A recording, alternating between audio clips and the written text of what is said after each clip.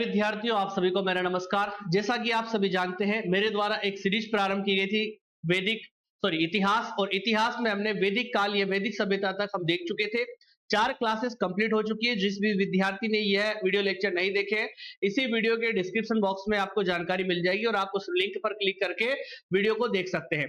साथ ही साथ आज हम पढ़ने वाले हैं जैन धर्म। क्या पढ़ने वाले हैं? जैन धर्म पढ़ने वाले हैं। मैंने बताया था आपको, वैदिक काल में जो उत्तर वैदिक काल था, उस समय एक नई धातु की खोज हुई थी, लोहे की।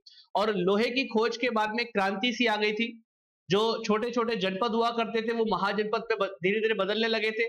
और इसी बीच में कई सारे धर्मों का उदय हुआ था। उन धर्मों में से एक प्रमुख धर्म आज हम पढ़ने वाले हैं, जैन धर्म। जैन धर्म से संबंधित बहुत सारे एग्जाम में प्रश्न पूछे जाते हैं। बहुत ही महत्वपूर्ण टॉपिक है ये इतिहास का, कि आखिर में जैन धर्म है क्या, जैन धर्म की अवधारणा क्या है, जैन धर्म के बारे में किस प्रकार से प्रश्न पूछे जा सकते हैं, वो इस वीडियो लेक्चर में हम देखेंगे। तो पहले विद्यार्थियों, शर्त यह है कि यह वीडियो आपको आखिरी तक देखना होगा।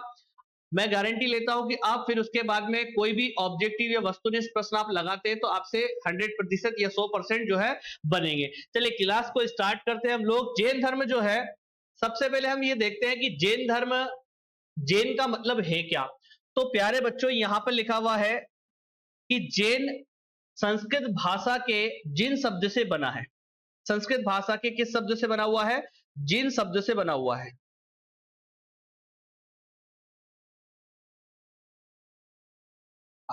तो जैन जो शब्द है वो संस्कृत के जिन शब्द से बना हुआ है, जिसका अर्थ होता है विजेता।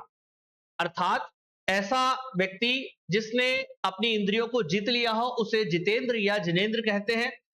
जिन महात्माओं को निर्ग्रंथ तथा जिन महात्माओं को, जिन महात्मा मतलब जिन महात्माओं को क्या कहा जाता है? निर्ग्रंथ कहा जाता है। निर्ग्रंथ मतलब बोले तो जो बंधन रहित हो, ठीक है, जिनके ऊपर किसी प्रकार का कोई बंधन ना हो।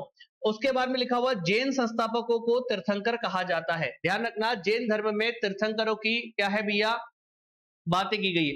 जिस प्रकार से हिंदू धर्म में अवतार की बात की जाती है, इस्लाम धर्म में पैगंबर की बात की जाती है, सिख धर्म में गुरुओं की बात की जाती है, वैसे ही हम जैन धर्म में 24 तीर्थंकरों की बात करेंगे। अगली लाइन में लिखा हुआ भी है कि जैन धर्म में कुल 24 तीर्थंकर हुए। जैन धर्म में कुल कितने तीर्थंकर हुए? 24 तीर्थंकर हुए। इन्हें ही क्या कहा जाता है? पथ प्रदर्शक कहा जाता है। जो भी जैन में विश्वास करता है, वह क्या, जैन में विश्वास करता है, वह तीर्थंकरों को मानेगा और उन्हीं की बातों को मानकर आगे बढ़ेगा। इसी में 63 सलाका पुरुष, जिसे हम क्या कहते हैं? महान पुरुष, का विवरण देखने को मिलता है। इतिहास में अगर जाते हैं हम, 24 तीर्थंकरों में से हमको प्रमुख रूप से कौन से तीर्थंकर पढ़ने होते हैं? 2 तीर्थंकर जिनको ऐतिहासिकता प्राप्त है। यहाँ पे लिखा हुआ भी 23वें तीर्थंकर पार्श्वनाथ और 24वें तीर्थंकर महावीर स्वामी। ऐसे तो 24 तीर्थंकर है। अब यहां लिखा हुआ है कि जैन धर्म की स्थापना, सबसे पहले जैन धर्म को, है ना, जैन धर्म जो है भैया मानव द्वारा बनाया गया पृथ्वी पर सबसे पहला धर्म है जैन धर्म। और ध्यान रखना, जैन धर्म में प्रथम तीर्थंकर कौन हुए हैं? ऋषभ देव हुए हैं। ठीक है, ऋषभ देव हुए हैं। इन्हें क्या कहा जाता है बच्चों? आदिनाथ कहा जाता है। क्या कहा जाता है? आदिनाथ कहा जाता है। जो वैदिक सभ्यता है, यह कह सकता हूं मैं आपका, जो वैदिक साहित्य है उसमें सबसे महत्वपूर्ण वायु पुराण, विष्णु पुराण और भागवत पुराण। इसमें ऋषभ देव को क्या कहा गया है? नारायण का अवतार बताया गया है। देखो यहाँ पे लिखा हुआ है पीपीटी में कि नारायण के अवतार किसे बताया गया है, किस तीर्थंकर को?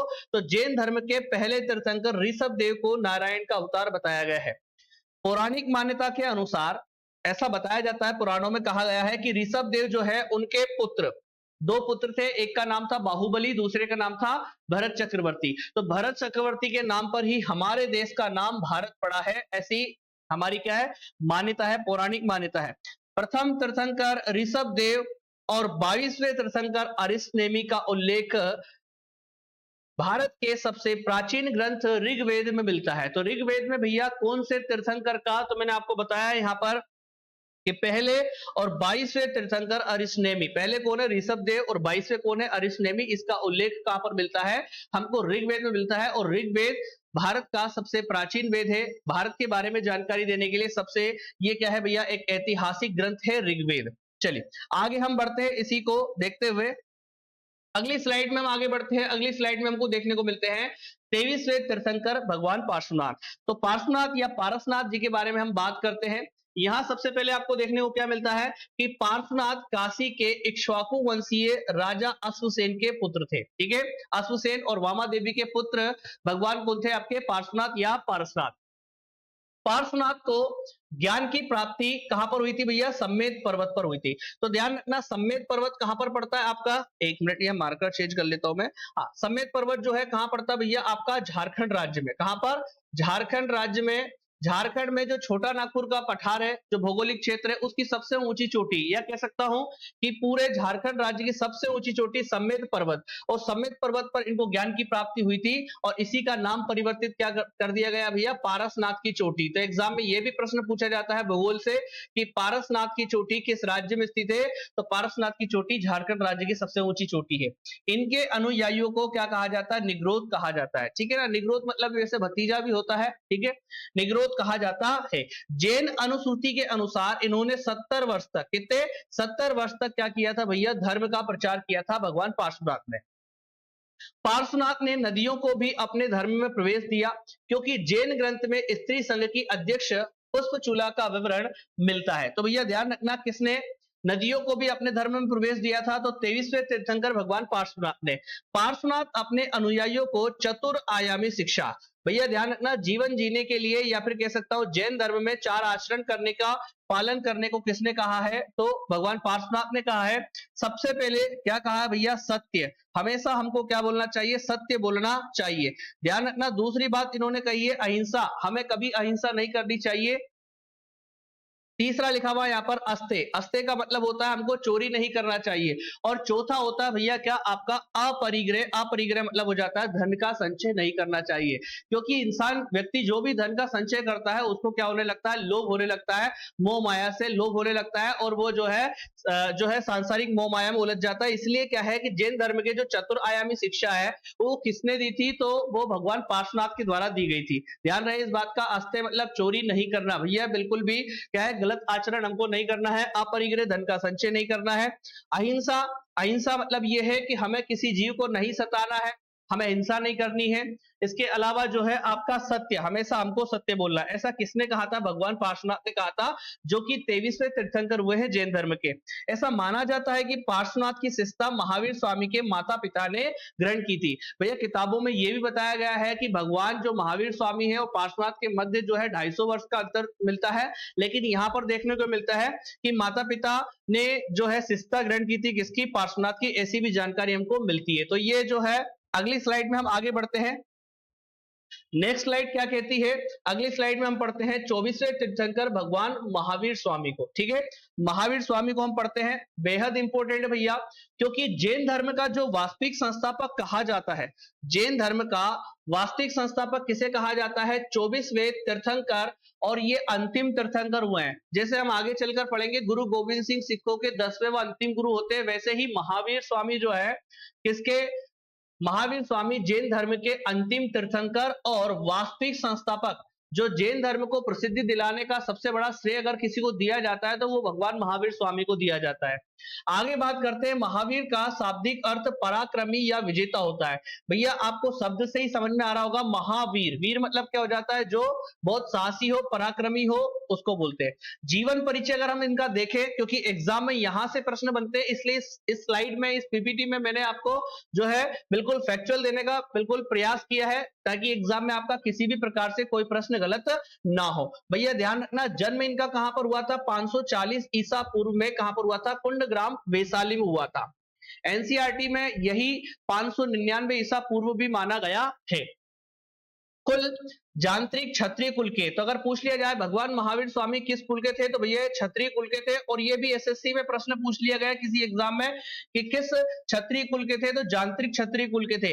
इनके पिता जो थे, इनके पिता का नाम था सिद्धार्थ। ध्यान रहे इस बात का, सिद्धार्थ इनके पिता का नाम रहेगा।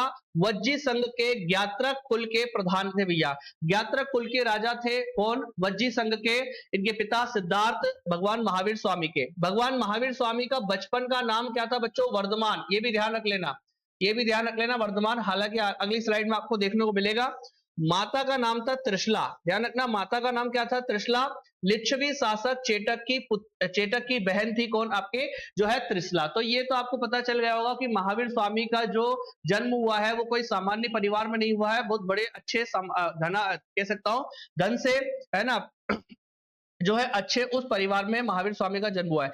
पत्नी की अगर बात करते हैं तो इनके पत्नी का नाम था भैया यशोदा। कुंडीय गोत्र की कन्या यशोदा से इनका विवाह हुआ था। इसी से इनको एक पुत्री की प्राप्ति हुई थी जिसका नाम था प्रियदर्शनी, और इसी को क्या कहा जाता है? अनोज्या कहा जाता है। क्या कहा जाता है? अनोज्या कहा जाता है। यही लिखा हुआ है। पुत्री से ही क्या है, एक और इनको दामाद मिला भैया। क्या दामाद जो है इनका क्या नाम था? जामिल, जो कि इनका प्रथम शिष्य भी बना। हालांकि जो है बाद में जामिल जो है इनकी शिष्यता छोड़ देता है और नए कुछ दूसरे धर्म को मानने लगता है।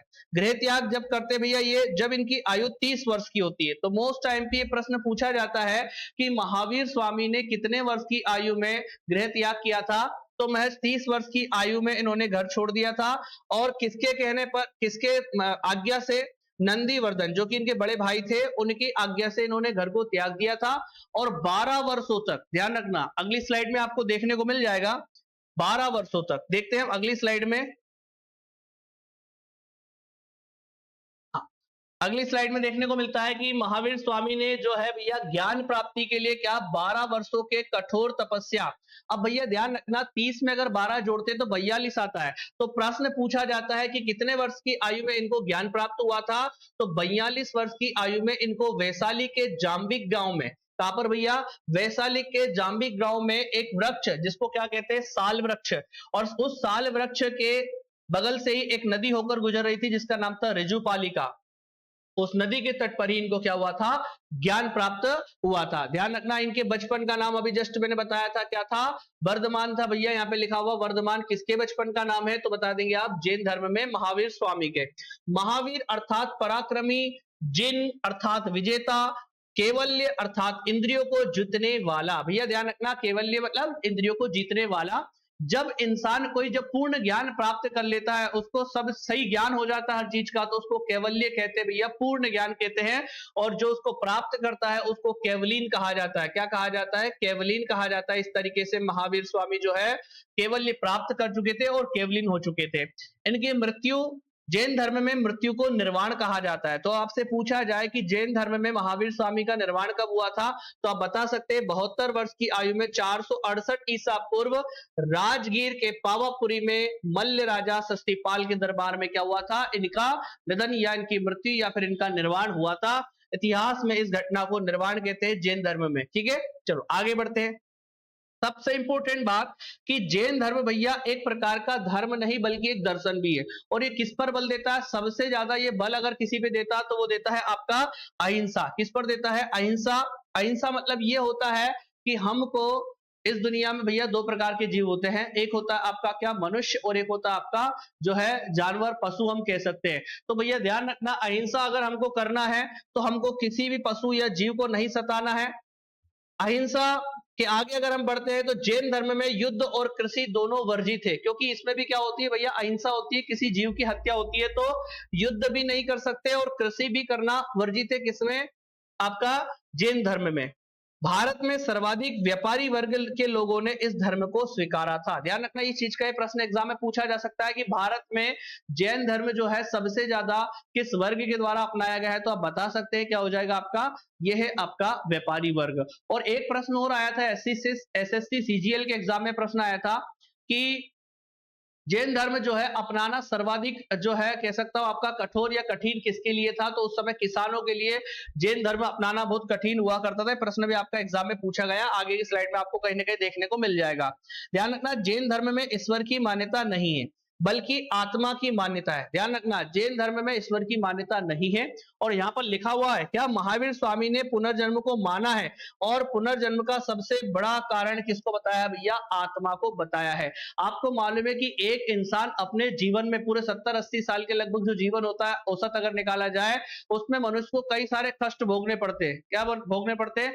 कष्ट भोगने पड़ते हैं। तो ध्यान रखना कि जब इंसान की जब मृत्यु होती है, जैन धर्म में संलेखन विधि से जब प्राण त्यागे जाते हैं तो आत्मा को इतना कष्ट दिया जाता है, इतना कष्ट दिया जाता है कि अगली बार जीवन लेने की सोचे ही ना। तो भैया ध्यान रखना, पुनर्जन्म की मान्यता तो है, लेकिन मैंने क्या बताया, सबसे बड़ा कारण किसको बताया है, आत्मा को बताया है। ध्यान रखना इस चीज का, क्या हो जाएगा, आत्मा को बताया है। इंसान क्या करता है, आपने देखा होगा ना कि 60 से 70 साल उसका जीवन होता है। कितना साल जीवन होता है, 60 से 70 साल जीवन होता है। इंसान खूब मेहनत करता है, खूब मेहनत करता है, और उसके बाद में अंत में ये है कि भैया उसको क्या हो जाता है, मरना है, या फिर उसका जीवन जो है खत्म होना है।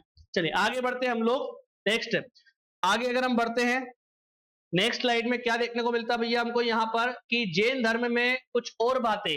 आपको पता है कि मैंने बताया था, पार्श्वनाथ ने जो चतुरायामी शिक्षा के बारे में बताया था, उसमें एक शब्द और जोड़ा है भैया, ब्रह्मचर्य। ब्रह्मचर्य जीवन अपनाना है हमको। ये क्या है, ये किसने कहा है, भगवान महावीर स्वामी ने कहा है। चार तो वही आपका, अहिंसा नहीं करना, आपको किसी जीव को नहीं मारना है, सत्य हमेशा बोलना है, अपरिग्रह मतलब हो जाता है धन का संचय नहीं करना है, और अस्त्य मतलब हमको चोरी नहीं करना है। ब्रह्मचर्य का मतलब ये होता है भैया कि हमको हमारी नीयत बिल्कुल साफ रखनी है ना, हमको हमारी नीयत साफ करनी है। जो मेरी भाषा में अगर कहूँ तो भैया कहना है कि हमको जीवन में हरा पीला नीला नहीं करना है, ठीक है। हरा पीला नीला से मतलब ये हो जाता है कि हमको हमारा जो जीवन है वो सही ढंग से जीना है, हमारे आचरण सही होने चाहिए। हमारे आचरण अगर सही हो गए तो हमारा जीवन सही होगा, हमें किसी भी प्रकार की दुख तकलीफ देखने को नहीं मिलेगी। ध्यान रखना इस चीज का, ठीक है। हमारी दृष्टि किसी के प्रति सही होनी चाहिए, हमारा नजरिया सही होना चाहिए। ऐसा किसने कहा है, भगवान महावीर स्वामी ने। ब्रह्मचर्य जीवन अपनाना चाहिए। ध्यान रखना, जो वैदिक है उसमें 4 पुरुषार्थ होते हैं, उसमें सबसे पहला पुरुषार्थ भी बताया गया है ब्रह्मचर्य को। इन 5 व्रतों में ऊपर के 4 पार्श्वनाथ जी ने दिए थे, और जबकि 5वां ब्रह्मचर्य भगवान महावीर स्वामी 24वें तीर्थंकर द्वारा जोड़ा गया है। इसके अलावा त्रिरत्न की बात की गई है। जैन धर्म में त्रिरत्न कौन कौन से होते हैं, सम्यक दर्शन। सम्यक दर्शन का मतलब हो जाता है भैया सही दर्शन, ठीक है ना। उसके बाद में हो जाता है सम्यक ज्ञान, मतलब सही ज्ञान, वास्तविक ज्ञान किसी भी बात को लेकर। और सम्यक आचरण मतलब सही आचरण हमको करना चाहिए। और सही और गलत ये तो आपको पता होगा भली भांति कि हमारे जीवन में सही क्या होता है, गलत क्या होता है। तो जैन धर्म भी हमको यही सिखाता है। चलिए आगे अगर हम बात करते हैं, नेक्स्ट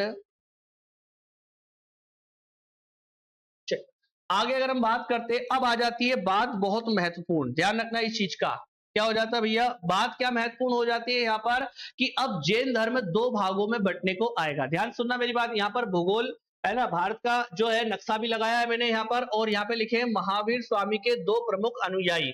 इसको समझने का हम प्रयास करेंगे। तो यहाँ पर अगर हम इसको देखें तो सबसे पहले ये जो भैया, ये जो साम्राज्य आपका यहाँ पर मगध है ना, मगध उस समय बहुत बड़ा महाजनपद हुआ करता था, मगध महाजनपद।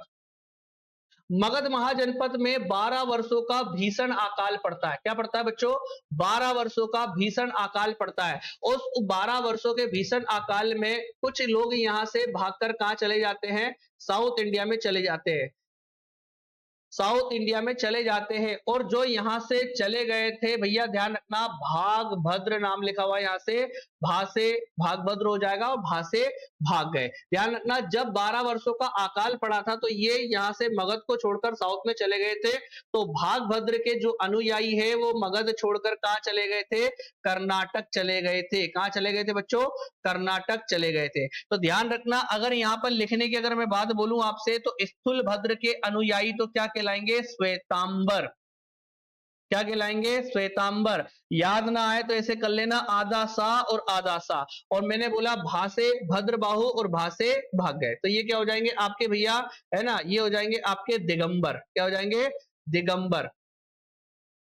ध्यान रखना, ये जो भैया इनके अनुयायी है ये नग्न रहने वाले जैन हैं, और ये जो है ये श्वेत वस्त्र धारण करते हैं। क्या करते हैं, श्वेत वस्त्र धारण करते हैं। ये बेसिक सा आपको क्या है डिफरेंस मिल जाएगा 2 धर्म में। तो एक समय क्या हुआ था, मगध में भयंकर अकाल पड़ा था, और उस अकाल के दौरान जो है कुछ जो है जैन धर्म के अनुयायी वो कहाँ आ गए थे, आपके मगध से कहाँ पहुंच गए थे, तो वो पहुंच गए थे आपके कर्नाटक। इसमें एक राजा भी चला गया था जिसका नाम लिख देता हूं मैं यहाँ पर, क्या, चंद्रगुप्त मौर्य।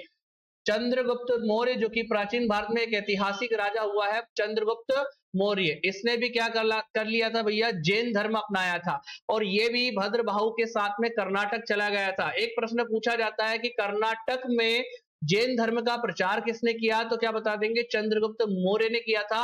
और कर्नाटक में इसने भी संलेखन विधि से अपने प्राण त्यागे थे, मतलब जिसमें खाना पीना हम छोड़ देते हैं, है ना, आत्मा को इतना कष्ट देते हैं कि हमको अगला जन्म मिले ही नहीं, क्योंकि आपको मालूम है कि बहुत सारी योनियां मानी गई है और किसमें कब हम कौन बन जाएंगे। अभी हम इंसान होकर कुछ नहीं कर पा रहे, तो फिर जीव जो है, अगर मुख बधिर अगर जीव अगर हमको बना दिया गया, कीड़े मकोड़े अगर बना दिया गया, तो हम जीवन में क्या करेंगे, तो अगला जीवन हो ना, इसलिए क्या है। चलो, चंद्रगुप्त मौर्य जो है भैया किस धर्म को मानता था, जैन धर्म को मानता था। मैं आपको बता चुका हूं, ये है आपके कौन, श्वेतांबर जो सफेद वस्त्र धारण करते हैं, और जो नगर रहते हैं भैया दिगंबर जैन हो जाएंगे।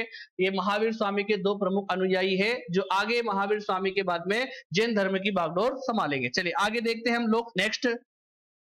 अगली स्लाइड में हमको क्या देखने को मिलता है कि महावीर ने अपने जीवन काल में 11 अनुयायियों के एक संघ की स्थापना की थी, जो गणधर कहलाए। ध्यान रखना, जो जैन धर्म में विश्वास करते हैं और कह सकता हूं कि जो उनके अनुयायी होते हैं उनको गणधर कहा जाता है। तो कितने, 11 अनुयायियों के एक संघ की स्थापना की थी, जो गणधर कहलाए थे।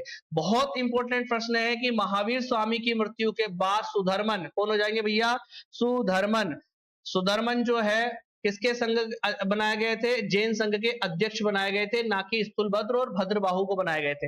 देखो ये जानकारी आ गई है। चंद्रगुप्त मौर्य के समय में भद्रबाहु जैन संघ के अध्यक्ष थे। उसी समय मगध में 12 वर्षों का भीषण अकाल पड़ा था, जिसके फलस्वरूप भद्रबाहु चंद्रगुप्त मौर्य के साथ कर्नाटक चले गए, और चंद्रगुप्त मौर्य ने श्रवणबेलगोला में संलेखना या काया क्लेश या निषिद्धि पद्धति से अपने प्राण त्याग दिए। तो श्रवणबेलगोला कर्नाटक में स्थित है, और जैन धर्म का एक क्या है भैया, आपका तीर्थ स्थल भी माना जाता है श्रवणबेलगोला, जहां पर क्या, बाहुबली की मूर्ति है, और जहां पर 12 वर्षों में महामस्तक अभिषेक भी होता है। अभी बात करेंगे उसके बारे में, हम चर्चा करेंगे आगे बिल्कुल विस्तार पूर्वक। भैया कॉपी पेन लेके बैठे मेरी क्लास में और ये नोट्स आप बना लेंगे, तो आपको एग्जाम में बिल्कुल किसी प्रकार से कोई परेशानी नहीं होगी। ध्यान रखना इस चीज का।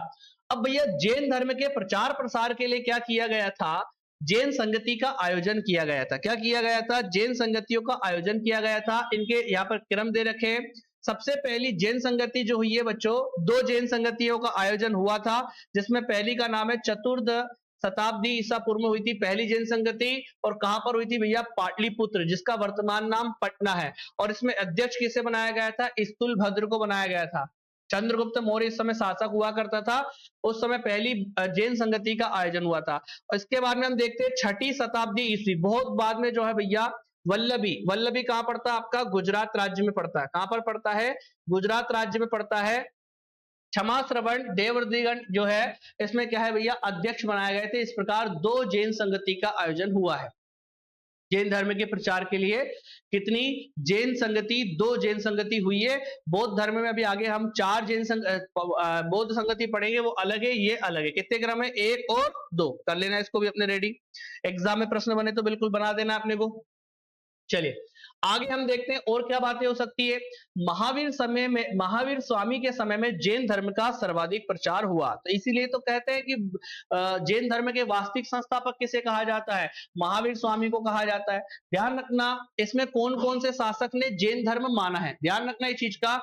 जैन धर्म को चंद्रगुप्त मौर्य कुछ एक खास शासक हुआ था जिसने इसको माना है। बाकी बौद्ध धर्म को मानने वाले, चाहे वो आपका कनिष्क हो, चाहे आपका अशोक हो, चाहे आपका हर्षवर्धन ने भी लगभग बौद्ध धर्म को संरक्षण दिया था।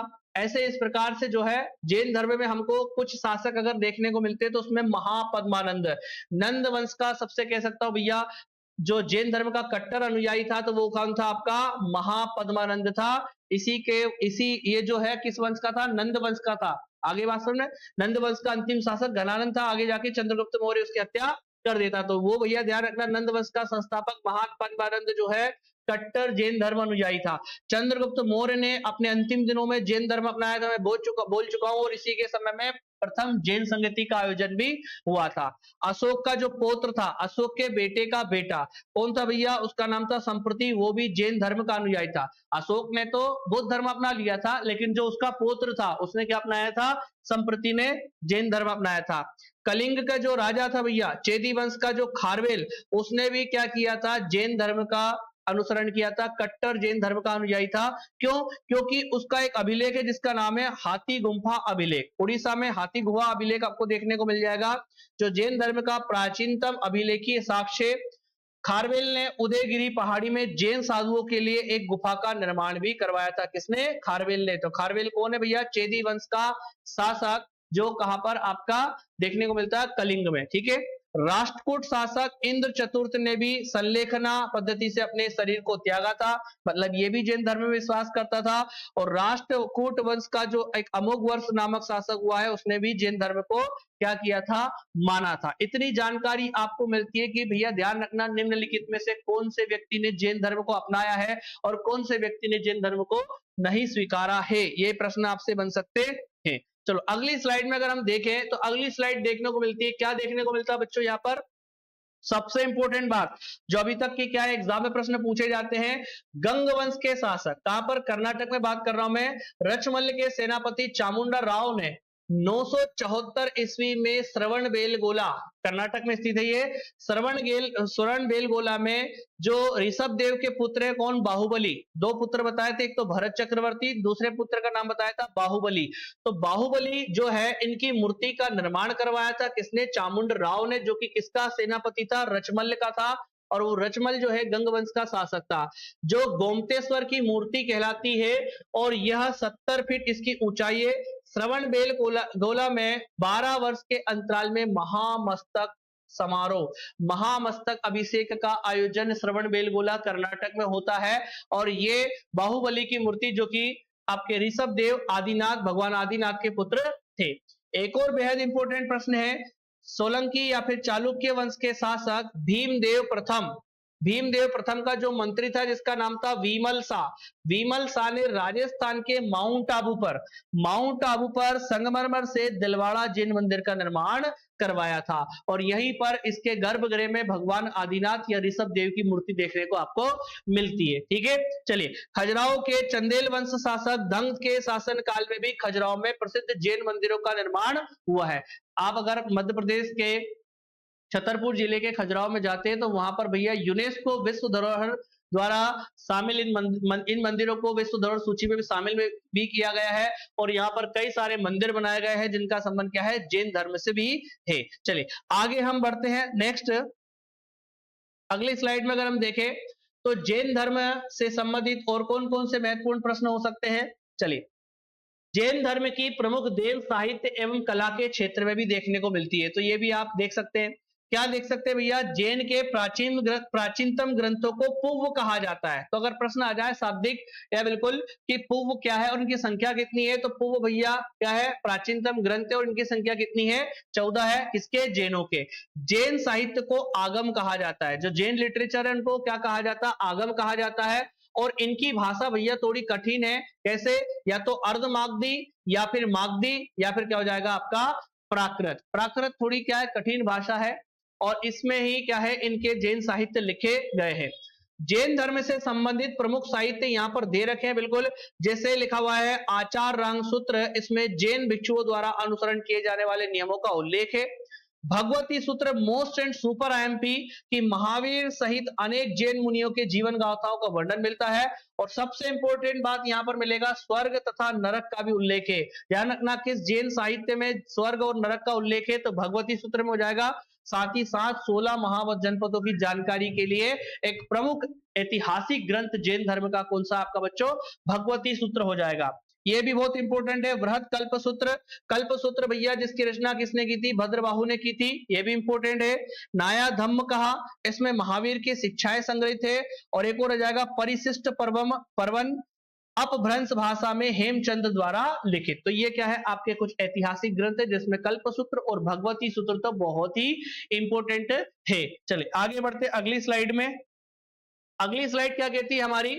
चलो यहां पर अगली स्लाइड ये कहती है कि जैन धर्म जो है दो धर्मों में, जो संप्रदायों में बढ़ गया आगे चलकर, तो उनमें अंतर क्या देखने को मिल जाता है, वो अंतर हमको यहाँ पर पता करना है। सबसे पहले तो हम ये देखें कि श्वेतांबर और दिगंबर में अंतर क्या है। तो यहाँ श्वेतांबर शब्द भी है और दिगंबर शब्द भी है। श्वेतांबर जो है, श्वेतांबर किसके अनुयायी कहलाए? स्थूलभद्र के अनुयायी श्वेतांबर कहलाए, जबकि दिगंबर भद्रबाहु के अनुयायी क्या कहलाए बच्चों? ये हो जाएंगे आपके कौन? दिगंबर। दिगंबर जो है भद्रबाहु के अनुयायी कहलाए। ये सफेद वस्त्र धारण करते थे, वो निर्वस्त्र रहते थे, ठीक है ना। ये वस्त्र धारण करते थे और वस्त्र में भी कौन सा वस्त्र धारण करते थे? सफेद वस्त्र धारण करते थे। जबकि यहाँ पर निर्वस्त्र नग्न रहते थे कौन? आपके दिगंबर। महिलाओं को मोक्ष मिल सकता है, किंतु महिलाओं को मोक्ष नहीं मिल सकता किसमें? दिगंबर में। 19वें तीर्थंकर मल्लीनाथ, जो इनके 19वें तीर्थंकर हुए हैं, उसमें श्वेतांबर ने इनको महिला माना है। वहीं अगर 19वें तीर्थंकर मल्लीनाथ को देखें तो इन्होंने इनको क्या माना है? पुरुष माना है। इनके अनुसार महावीर स्वामी विवाहित थे। अभी जस्ट मैंने बताया था आपको, महावीर स्वामी का विवाह हुआ था। विवाह होने के बाद में उनकी एक पुत्री भी थी, उनका एक दामाद भी था। ये कौन मानता है? श्वेतांबर। जबकि दिगंबर क्या मानता है? महावीर स्वामी क्या थे? विवाहित नहीं थे, या फिर क्या हो जाएगा आपका? अविवाहित थे। ठीक है, चलिए आगे ये जानकारी भी आप अपनी कॉपी में नोट कर सकते हैं। ठीक है, चलिए और क्या महत्वपूर्ण जानकारी हो सकती है? तो बच्चों यहाँ पर पूरे 24 तीर्थंकरों के नाम मैंने आपको दे रखे हैं। एग्जाम में प्रश्न यहाँ से देखो, एक तो प्रश्न पूछा गया था, ये वाला प्रश्न पूछा गया था, चंद्र प्रभु जी, ये पूछा गया था। इसके बाद में यहाँ पर ऋषभ देव लिखा हुआ है, संभवनाथ लिखा हुआ है, अभिनंदन नाथ जिनका जन्म अयोध्या में हुआ है। ठीक है, ये प्रश्न पूछे जाते हैं कि निम्नलिखित में से किसका संबंध अयोध्या से? ये प्रश्न पूछा गया था। अरिष्ट नेमी जैनों के कौन से नंबर के तीर्थंकर हुए? सबसे बाद के, सबसे वास्तविक, इस प्रकार के सारे प्रश्न, तो ये लिस्ट आप तैयार कर सकते हैं। चलो आगे बढ़ते हैं हम लोग नेक्स्ट स्लाइड में। अब कुछ महत्वपूर्ण तथ्य है, उसके बाद में ये जो है कक्षा आपकी खत्म होने वाली है। हिंदू पंचांग के अनुसार भगवान महावीर स्वामी की जयंती किस माह में मनाई जाती है? प्रश्न पूछा गया था। तो बच्चों चैत्र माह में महावीर जयंती का आयोजन किया जाता है। अनुव्रत शब्द किससे संबंधित है? तो अनुव्रत भैया किससे संबंधित है? जैन धर्म से संबंधित है। पंच अनुव्रत दिए गए हैं, सत्य, अहिंसा, अस्तेय, अपरिग्रह और ब्रह्मचर्य, 5 अनुव्रत है। ठीक है, जैनियों द्वारा अपने साहित्य पवित्र पुस्तकों के लिए इस्तेमाल किए जाने वाले एक सामूहिक शब्द को क्या कहा जाता है? अंग कहा जाता है। ये भी याद कर लेना। स्यातवाद जैन धर्म का मूल आधार है। भैया ध्यान रखना, स्यातवाद जो है, स्यातवाद से मतलब ये है कि मेरे हिसाब में कहा जाए, स्यातवाद जो मैंने समझा है कि कोई भी बात जिसके बारे में हमको वास्तविक जानकारी नहीं हो, तो हम उस समय क्या स्यातवाद या इस सिद्धांत का यूज कर सकते हैं। एक कहानी आपने सुनी होगी जो जैनियों के द्वारा ही बताई गई थी, और बाकी जो इसका क्या है, मतलब वो कहानी बहुत प्रचलित, बहुत लंबे समय से चली आ रही है कि आपने देखा होगा कि जो 4 अंधे होते हैं, वो 4 अंधों के सामने एक हाथी आता है। ठीक है, एक हाथी आता है, तो वो एक अंधा उसमें बोलता है कि यार ये तो लगता है ऐसा कि बहुत बड़ा कोई खंबा है। ठीक है, दूसरा उसको देखता है, उसके कान को छूता है, तो ऐसा लगता है कि यार ये तो है ना अनाज को साफ करने के लिए कोई है ना कोई वस्तु है, कोई सुपड़ा वगैरह, इस प्रकार से। तो चारों अंधे जो है अलग अलग प्रकार का ज्ञान देते हैं। तो उसमें मैं बोल रहा हूं उनको वास्तविक नहीं ज्ञान नहीं है कि हाथी है, लेकिन अगर मान लिया जाए वो कुछ बोलना चाहते हैं ना, तो झूठ बोले। अगर उन्होंने बोल दिया कि भैया ये तो खंबा है, तो वो तो झूठ हो गया। और अगर मान लिया जाए वो सत्य भी बोलते, तो किस प्रकार से बोले? तो यहाँ पे स्यातवाद का यूज कर सकते हैं। ठीक है ना, शायद है या नहीं। आगे मेरी बात में चलिए, त्यागवाद जो है जैन धर्म का मूल आधार हो जाएगा। जैन धर्म के नियमों का पालन करना निम्नलिखित में से किस ये हो जाएगा आपका लिए किसके लिए अधिक कठिन था? मैंने स्टार्टिंग में आपको बताया था, तो किसानों के लिए सबसे ज्यादा कठिन था, क्योंकि किसान क्या अनाज उत्पादन करता है? कृषि करता है। और कृषि, और आपको मालूम युद्ध को तो पहले ही वर्जित कर दिया गया है। क्या कर दिया गया है? प्रतिबद्ध, मतलब नहीं माना है, नहीं करना है, ऐसा बताया है। आजीवक संप्रदाय का संस्थापक मोस्ट एमपी ये लिखा हुआ भैया मकली पुत्र, जो कि प्रारंभ में महावीर स्वामी का शिष्य था। ठीक है, महावीर स्वामी का शिष्य था। इनके मत को क्या कहा जाता है भैया? नियतिवाद कहा जाता है, जिसके अनुसार संसार की प्रत्येक वस्तु भाग्य द्वारा पर्व नियंत्रित एवं संचालित होती है। हर चीज भाग्य, मतलब भाग्य में नौकरी होगी तो मिल जाएगी, भाग्य में नौकरी नहीं होगी तो नहीं मिलेगी। मतलब हमको कर्म नहीं करना है, भाग्य पर डिपेंड रहना है, ऐसा आजीवक संप्रदाय कहता है। और आपको मालूम है कि आजीवक संप्रदाय, जैसे बिंबिसार ने आजीवक संप्रदाय का अनुयायी था, तो भैया ध्यान रखना मखली पुत्र गोसाल ने इसको प्रारंभ किया था। चलिए, उत्तर प्रदेश का कौशाम्बी नगर, ध्यान रखना बौद्ध और जैन दोनों का तीर्थ स्थली है, यह भी याद रखना आपको। जैन धर्म में पूर्ण ज्ञान के लिए केवल्य शब्द का उपयोग किया गया है। मैं बोल चुका हूं आपको भैया, जिस व्यक्ति को सही ज्ञान हो जाता है, पूर्ण ज्ञान हो जाता है, उसको केवल्य कहा जाता है। और उस ज्ञान को केवल्य कहा जाता है, और उसको कैवल्य प्राप्त हो जाता है और उस व्यक्ति को, संबंधित व्यक्ति को केवलिन कहा जाता है। ये मैंने आपको बताया था। चलो अगली स्लाइड देखते हैं। ये लास्ट स्लाइड है भैया, लास्ट स्लाइड है। क्या कहती है लास्ट स्लाइड? आखिरी स्लाइड में यह है कि जैन दर्शन के अनुसार सृष्टि की रचना एवं पालन पोषण, भैया ध्यान रखना ये प्रश्न अक्षरतः पूछा गया, ये प्री एग्जाम में पूछा गया था। जैन दर्शन के अनुसार सृष्टि की रचना एवं पालन पोषण, यहां से प्रश्न पूछा गया था। हुआ है से हुआ है, सार्वभौमिक विधान से हुआ है। कर्नाटक में स्थापित जैन मठ को बसाद कहा जाता है, याद कर लेना अक्षरता बिल्कुल। कर्नाटक में जैन धर्म का प्रचार चंद्रगुप्त मौर्य ने किया था, ये भी बिल्कुल आपको याद कर लेना अच्छी तरीके से। जियो और जीने दो का नारा किसने दिया था? यह किसका कथन है? महावीर स्वामी का कथन है। जियो और जीने दो मतलब स्वयं भी अच्छे से रहो और सामने वाले को भी कष्ट ना दो, वो भी अच्छे से अपना जीवन यापन कर सके। जैन धर्म को अंतिम संरक्षक गुजरात के चालुक्य वंश के राजाओं ने दिया था। जैन धर्म को अंतिम राजकीय संरक्षण, मैंने बोला था भीमदेव प्रथम के जो मंत्री था जिसका नाम था विमल शाह, जिसने माउंट आबू अरावली की पर्वत श्रेणी पर माउंट आबू पर संगमरमर के क्या बनाए गए थे? जैन मंदिर का निर्माण करवाया था। किसने? विमल शाह ने। महावीर स्वामी ने अपना पहला उपदेश राजगिरी बिहार में दिया था, जो आगे चलकर मगध की राजधानी बनती है इसी बीच में। अब भैया ध्यान रखना, ये जो धर्म है ये मानव निर्मित धर्म है। ऋषभ देव जो है प्रथम तीर्थंकर हुए, 24वें तीर्थंकर महावीर स्वामी हुए हैं। जैन संगति का आयोजन भी हुआ है, अच्छी तरीके से इस पे बल दिया गया है। लेकिन फिर भी ये जो है इसके पतन के कारण क्या है, इतना पूरे भारत में ये इतना आज भी देखते हैं कि जैन धर्म जो है बहुत कम मात्रा में। हालांकि 2011 की जनगणना के अनुसार सबसे शिक्षित अगर कोई धर्म है तो वो जैन धर्म है। जैन धर्म के पतन होने के कारण क्या है भैया? कठोर व्रत एवं तपस्या पर बल। आपको मालूम है कि एक बार आपने भोजन त्याग दिया तो भैया आप खा नहीं सकते, भूख लगी है तो आपने खा लिया। वस्त्र अगर त्याग दिए तो सर्दी हो गर्मी हो आप है ना वस्त्र नहीं धारण कर सकते। अहिंसा पर अत्यधिक बल, आप अहिंसा पर अत्यधिक बल देंगे, जैसे मैंने बोला कृषि नहीं कर सकते आप, ठीक है ना, कंदमूल वगैरह खाकर ही आपको है ना रहना होगा। जैन धर्म का विभाजन, जैन धर्म जो है दो भागों में बढ़ गया था, शक्ति आदि हो गई थी, वैसे भी पतन का कारण बना। अच्छे धर्म प्रचारकों का अभाव, महावीर स्वामी के बाद में अच्छे धर्म प्रचारक नहीं आ पाए जिस जो पूरे देश में इसका क्या करे, विस्तार करे, प्रचार करे। और बौद्ध धर्म का विस्तार, धीरे धीरे बौद्ध धर्म भी जो है भारत में आ चुका था, उसके उत्थान के लिए कार्य, उसके मतलब उसके विकास के कार्य किए जा रहे थे। तो आज की जो वीडियो में मैंने पूरा आपको जैन धर्म बताया है, ये वीडियो कैसा लगा आपको लाइक करना है वीडियो को अगर अच्छा लगता है तो, और साथ ही साथ जो भी हमारे यूट्यूब चैनल पर नए हैं परीक्षार्थी आईएएस एकेडमी पर, वो चैनल को क्या कर ले, सब्सक्राइब जरूर कर ले। Thank you so much. अगली वीडियो जो रहेगी बच्चों आपकी, वो रहेगी आपकी बौद्ध धर्म की। ये देखो अगली स्लाइड में आपको दिख जाएगा बौद्ध धर्म, हम विस्तार से पढ़ेंगे। भगवान जो है आपके गौतम बुद्ध, जिन्हें लाइट ऑफ एशिया या फिर एशिया का प्रकाश पुंज कहा जाता है।